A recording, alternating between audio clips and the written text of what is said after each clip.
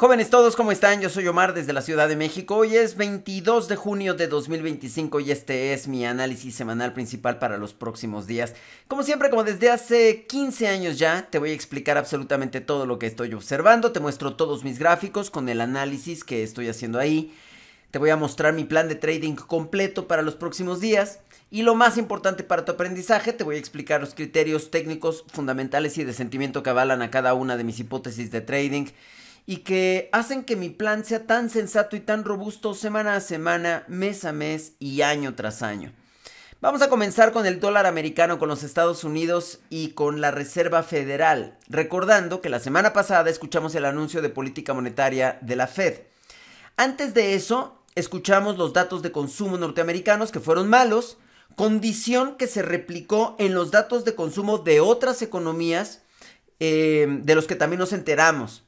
Vino el anuncio de la Fed y aunque sabíamos que no iban a hacerle nada a las tasas y que se iban a quedar en 4.50%, estábamos muy interesados en ver el dot plot publicado cada 3 meses, las perspectivas de la Reserva Federal o el forecast de la Reserva Federal también publicado cada 3 meses y lo que pudiéramos obtener de las declaraciones de Powell en la conferencia de prensa para saber, pues claro, qué va a pasar en el segundo semestre de este año.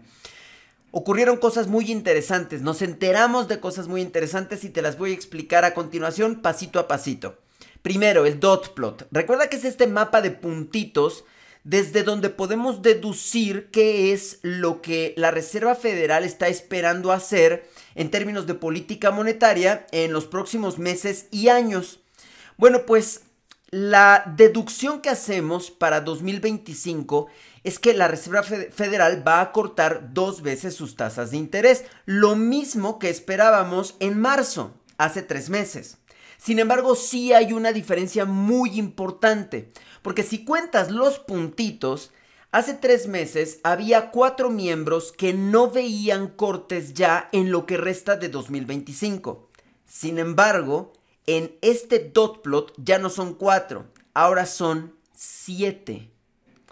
Esto significa que solamente por un voto, solo por un miembro, la media esperada es de 2 cortes en 2025. Eso significa que si ese miembro hubiera votado diferente, estaríamos esperando entonces un corte de tasas de interés en lo que resta de este 2025. Como ves, la Reserva Federal, el comité está partido, digámoslo así, exactamente a la mitad. La mitad de los miembros menos 1 está esperando cortar solamente una vez en lo que resta del año. Y la otra mitad más 1 está esperando cortar 2 veces durante el año.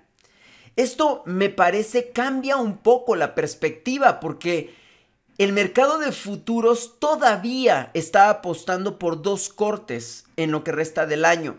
Las apuestas cerraron en 47 puntos base totales de cortes en los próximos 6 meses. Estaba en 51 puntos base, no cambió realmente gran cosa, o sea, la mayor probabilidad se la dan a los 2 cortes. Pero hay que hacerle caso al dot plot porque me parece que esa pequeña diferencia entre marzo y junio nos está dando una perspectiva distinta acerca de cómo se sienten los miembros con respecto a los 2 cortes que traíamos pues ya como un hecho desde hace tiempo o la posibilidad de que de hecho la Reserva Federal ni siquiera entregue 2 cortes en lo que queda del año. Por supuesto, el mercado de futuros continúa apostando que el 99% de las probabilidades para la próxima reunión es de que se queden en hold. Porque sabemos que si hay 2 cortes, uno será en septiembre y uno será en diciembre. Aquí entonces la siguiente pregunta es, si la Reserva Federal está tan dudosa y en algún momento se llega a decantar a el lado de solamente un corte, ¿cuál va a ser? ¿Septiembre o diciembre? La lógica y también la historia de alguna manera nos hace pensar que entonces se quedarían en pausa en septiembre y hasta diciembre anunciarían el único corte del año. Esto por lógica, en tanto que, claro, esperaríamos que no se adelantaran con ese corte.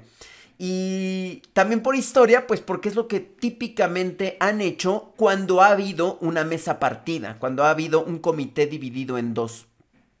Las proyecciones. Las proyecciones para 2025 salieron todas mal. La perspectiva de crecimiento la bajaron. La perspectiva inflacionaria la subieron. La perspectiva de desempleo la subieron. Esto entonces no nos arroja mayor información, pues porque del lado del crecimiento la Reserva Federal tendría que estar pensando en cortar tasas de interés, pero por el lado de la inflación la Reserva Federal debería estar pensando en mantener elevadas las tasas de interés. Entonces por ahí no sabemos, o estas perspectivas no nos dan información que no tuviéramos ya en este momento. Después vino Powell. En la conferencia de prensa, yo creo que mostró algunos elementos discursivos muy claros. Por ejemplo, con respecto a las tarifas, está manteniendo la cautela, quiere ser precavido. Reconoce que el empleo ya está mostrando signos de debilidad, lo que evidentemente ejerce cierta presión en la política monetaria. Dice que la Reserva Federal está en un buen lugar para reaccionar. Esto es básicamente el aforismo que Powell ha mantenido en los últimos meses. Y también dice que se siente bien con respecto a la economía. O sea, que a pesar de que algunos datos han sido malos, están en el margen esperado que la Reserva Federal ha categorizado como saludable, el que juzga como adecuado o como equilibrado. Hasta ahí el anuncio de la Reserva Federal. Sin embargo, después vino Waller e hizo un conjunto de declaraciones bomba. Nadie le pidió que hiciera eso y sin embargo es curioso que lo haya hecho. Waller es un miembro Dove, pero ahora se pasó, me parece, de Dove. O sea, me parece que quiso expresar un punto de vista radical dentro de esta, vamos a decir, tendencia de los miembros dovish o miembros doves de la Reserva Federal. Te cuento en resumen lo que dijo. Literalmente dijo que está a favor de decir quizás deberíamos de pensar en cortar en julio. Hasta ahí parece una especie de especulación, pero luego lo argumentó. Dijo que no deben de esperar a que el mercado laboral se colapse para poder cortar tasas de interés. Dice que han pausado por 6 meses esperando que la inflación le pase algo y no ha pasado nada. Y dijo que tiene razón, dijo que tienen margen para cortar tasas de interés y entonces ver qué pasa con la inflación. Tiene mucho sentido su declaración. Ya después dijo o insinuó que no sabe si el comité iba a estar de acuerdo o no. Esto es de alguna manera absurdo. ¿Cómo no va a saber? Todos lo sabemos. Tenemos el dot plot que acaban de firmar. Entonces, pues claro que sabemos que el comité está en parte de acuerdo con lo que comenta Waller. Y ahora sabemos que Waller definitivamente es de esos puntitos que están del lado de los 2 cortes de tasas de interés durante el año. Eso también queda bastante claro. Ok. Para apaciguar un poco las cosas, llegó Barkin, que es más bien neutral y dice que no hay prisa para cortar tasas de interés, mucho más alineado al discurso de la Reserva Federal como conjunto. Llegó la señora Daly, que también es neutral típicamente, a decir que la situación está equilibrada, básicamente parafraseando las palabras del patrón, del jefe. Así las cosas. Entonces, en este momento, el mercado debe de estarse planteando la posibilidad de que la Reserva Federal, número 1, no va a cortar más de 2 veces en el año. Eso ya quedó descartado, como se había estado sospechando hace algunos meses. Número 2, que el parámetro está entre un corte y 2 cortes. Eso es lo que suponemos que tiene que pasar. Y que si comparamos lo que pasó en marzo con lo que pasó ahora, la perspectiva de la Reserva Federal ha ido hacia abajo, es decir, de 2 hacia un corte de tasas de interés y no al revés, no de que estuvieran pensando en cortar una y ahora están pensando en cortar 2, lo que marca entonces una tendencia descendente, pues. Y pareciera que cada vez se va a volver más probable el camino de un corte de tasas en lo que resta del año.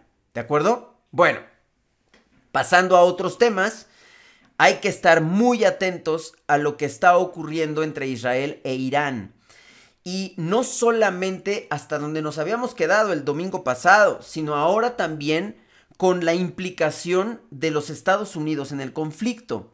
Este fin de semana el señor Trump publicó que habían bombardeado exitosamente sitios nucleares iraníes.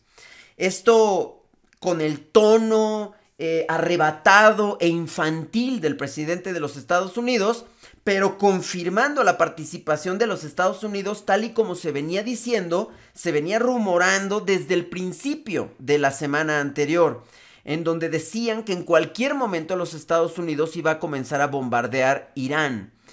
Cosa, insisto, que parece haberse confirmado con estas publicaciones del señor Naranja.